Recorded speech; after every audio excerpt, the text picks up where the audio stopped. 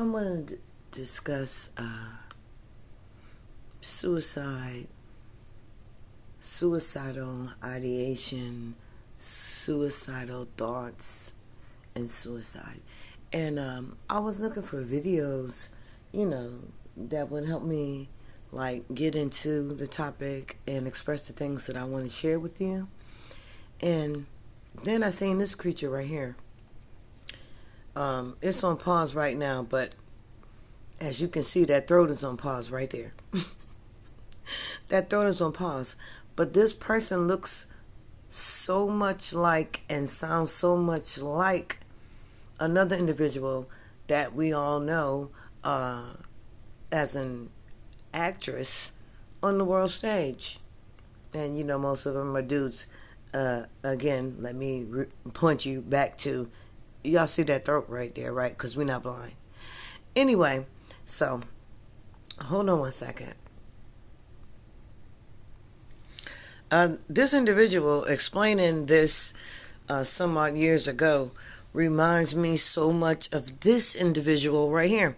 Another dude in a wig named Nicole Sullivan that played on Bad TV, has made numerous movies and everything. But while I was thinking about, I want to talk about suicide and my perception of that, and then looking for a video and then running up on this one,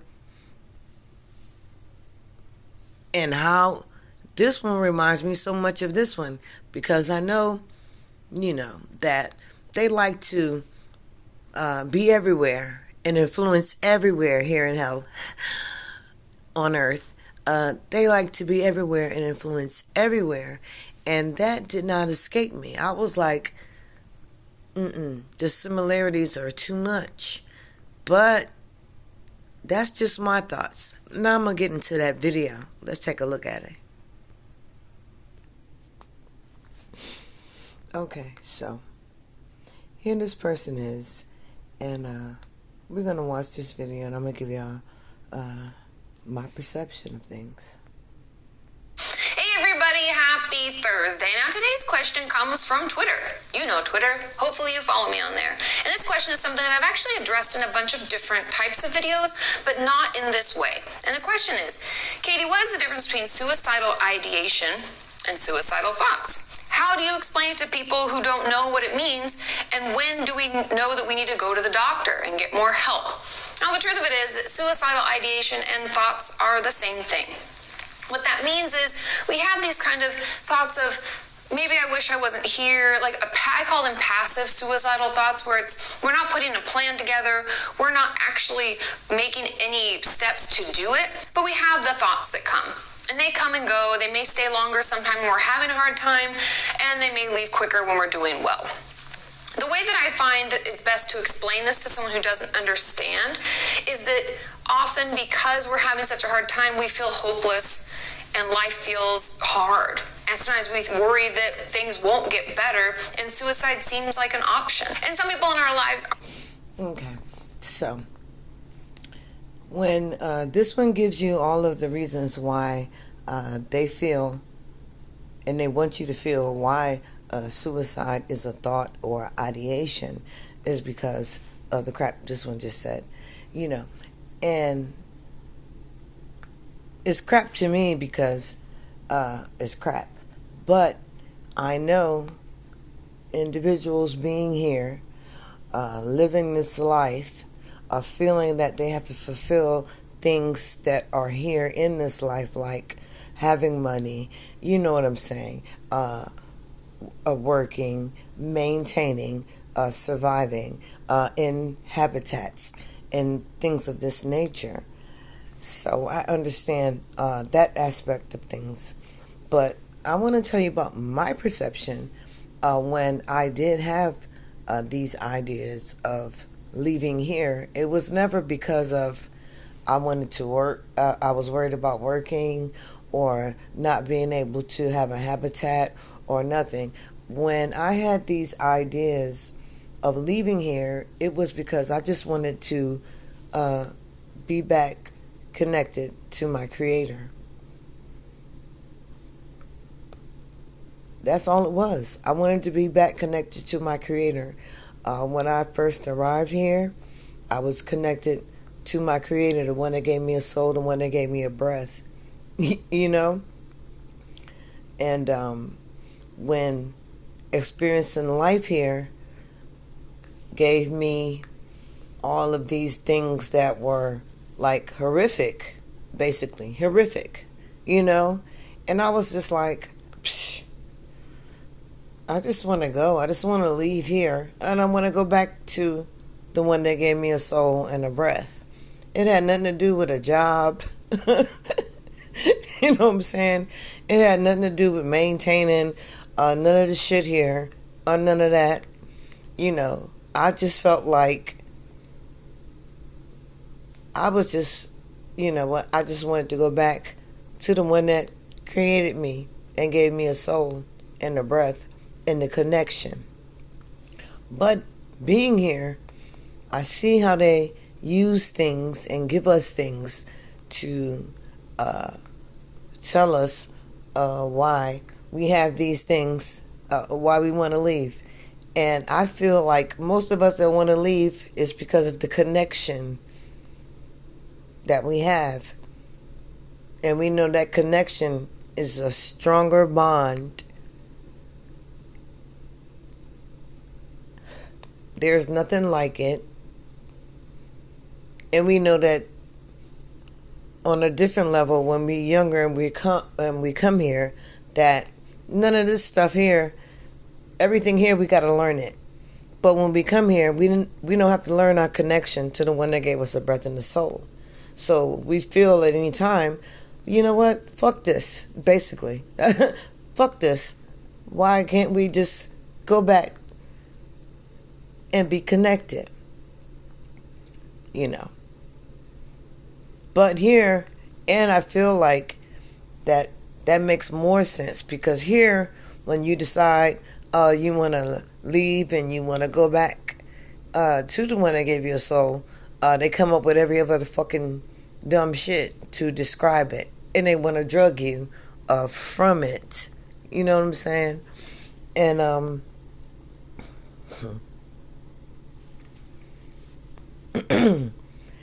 they do so much horrific things and to us while we're here.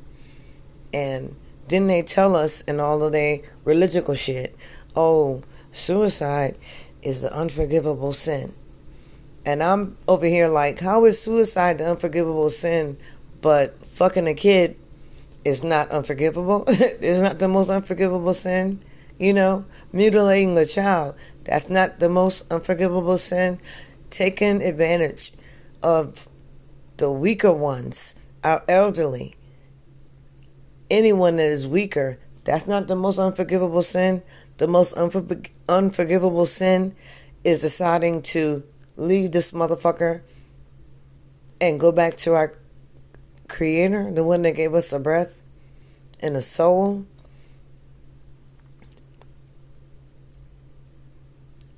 A breath and a soul.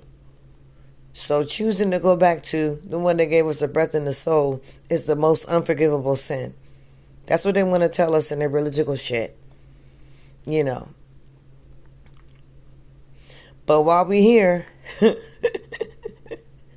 we can fuck kids, mutilate them, kill elderly, not give a fuck about nothing else. That's not unforgivable.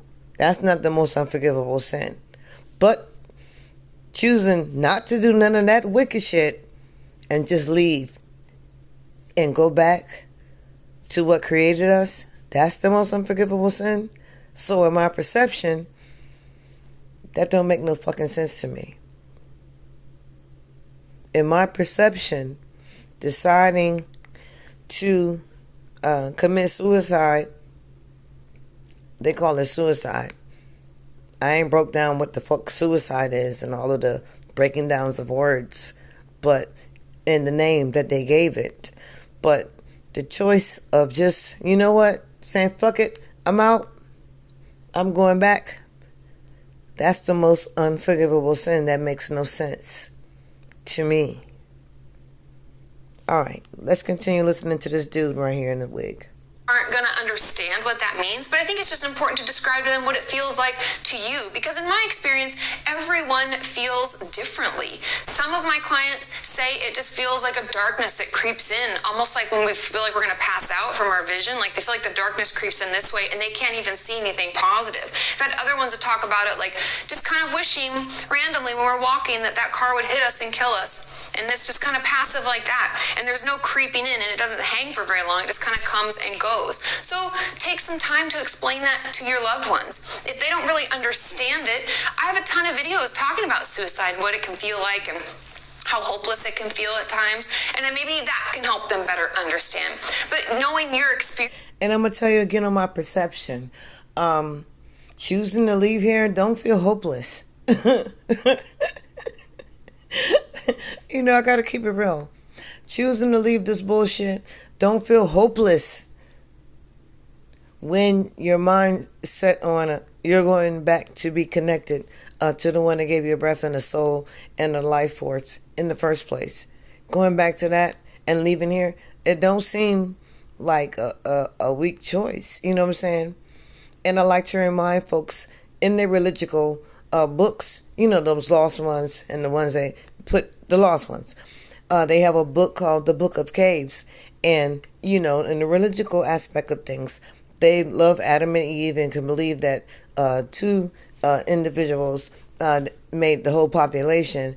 But then they don't understand that both Adam and Eve, Adam especially, committed suicide many times in the Book of Caves, that lost book. And look it up. Many times.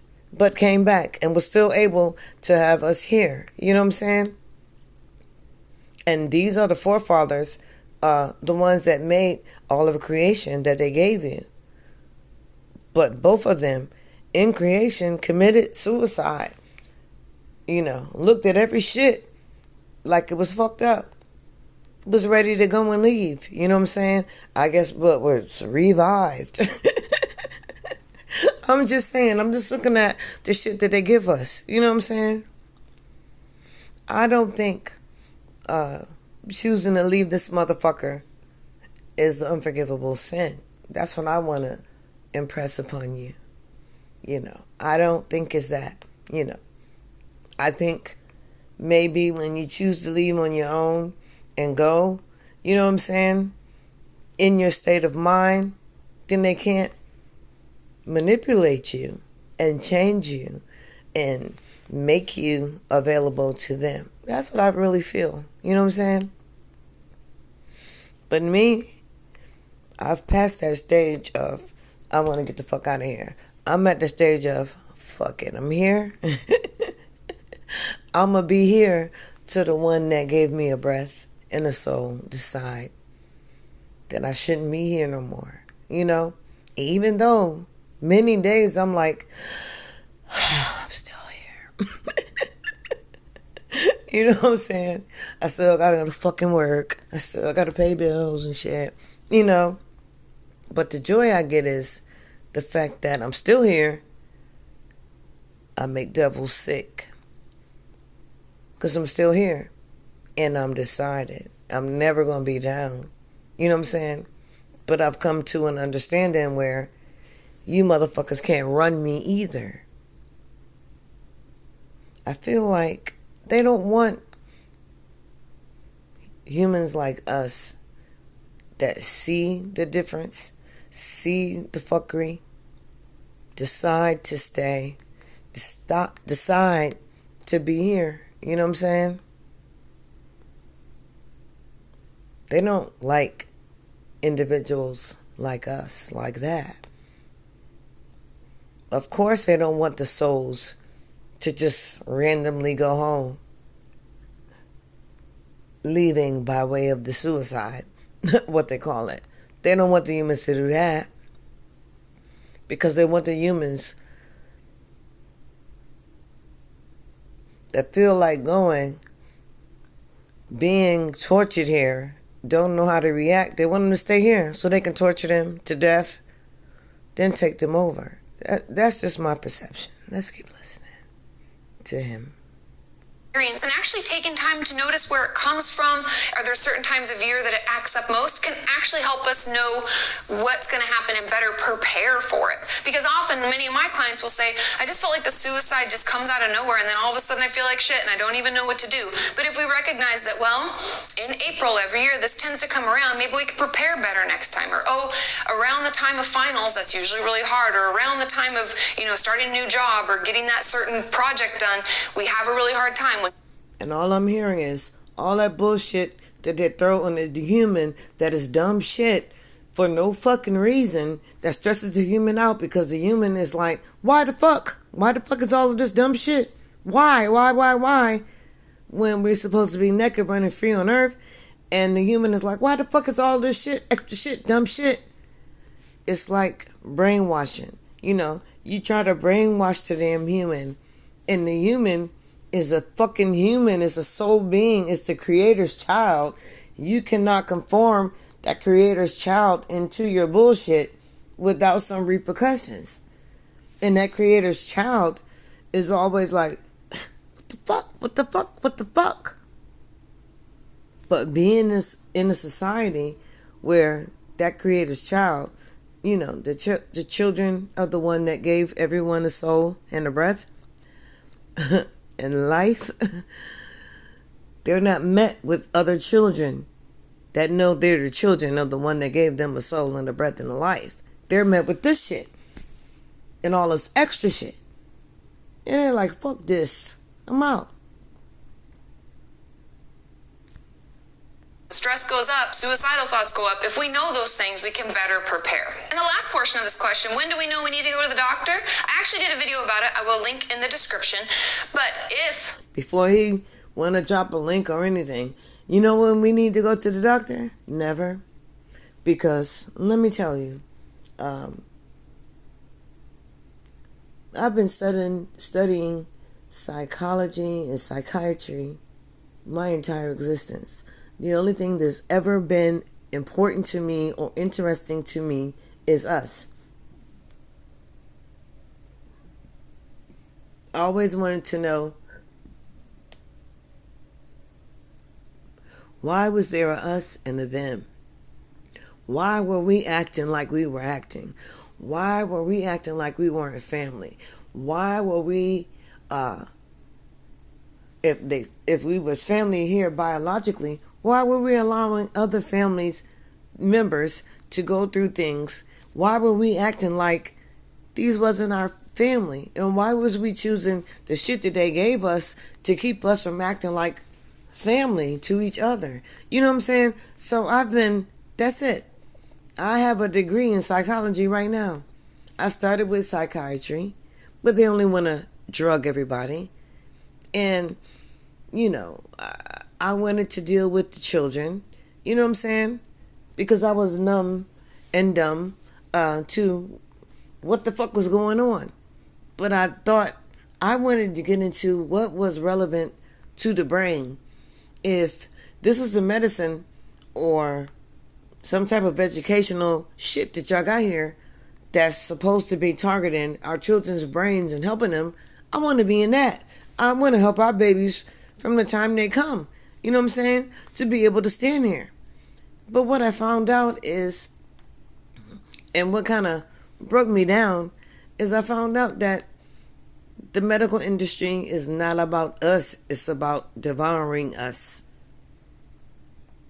Psychology and psychiatry is about learning about the brain and how to devour us from adolescence, from infants, toddlers, from everything. It's not about helping the children. It's about drugging them, brainwashing them into being abominations. It's not about helping the adults. It's about drugging them, keeping them silent from sharing the knowledge that they have and the strength that they have. And if you succumb to going into the medical industry for your comfort, for your help, all they do is drug you down, slow you down, block you, and keep you stupid. Okay, let's keep listening to him. You feel like you've lost control and you feel like there's no hope and you don't have any tools at your disposal, you don't have anyone you can reach out to, everything just feels really lost and we feel hopeless, please see someone. Please take yourself to the hospital, call your treatment team, get some help on your side. But okay, we done with him. But I just want us to look at him because, like I said, this one looked like the same one from Mad TV. I guess when they stopped giving him the estrogen pills, I guess this is him right here. When the estrogen pills is not all the way kicked in, and the testosterone is kicking out because nope, all I see is the same fucking people. Now, say what you want about that. I don't give two fucks. But this looked like the same Nicole Sullivan, the same one. This was Nicole Sullivan right here. Before they dropped some more estrogen and the makeup, all they did was wash the face off a little bit and let the throat be seen. And this motherfucker is the same motherfucker. But it's all about illusion here. It's all about fucking you up. And deciding to leave here and going back to the one that gave you a soul and a breath, to me, that's not the fucking unforgivable sin. You know what I'm saying? It's not. To me, wicked mad because you just left and went straight home and they couldn't stop it. To me, you know what I'm saying? And then there's others like me, like us. I'd rather stay here every day. Because I know every day I wake up, every day I breathe, you motherfuckers sick. And the feeling is mutual. I'm sick every day too when I wake up and see you motherfuckers and how your manipulative lies devour the humans. And y'all so brave and free. Get the fuck out of here. Anyway, I'm going to leave you with that, with him right there. Hold on. And then I'm going to show you this one. There we go. There we go. There you go.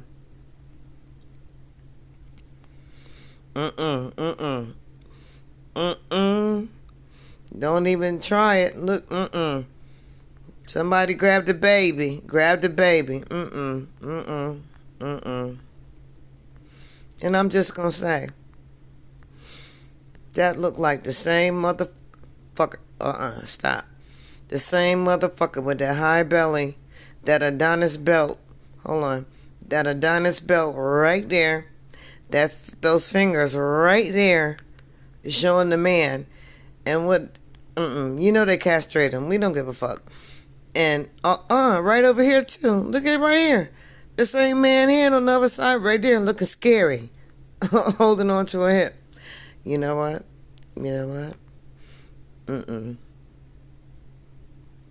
These dudes, they ain't scared. They do what they do. And you know what? When it come to Wicked like that, I ain't mad at Wicked in this chess game playing all they moves. I'm mad at us in this chess game not playing ours. You know what? I love y'all and I'm out.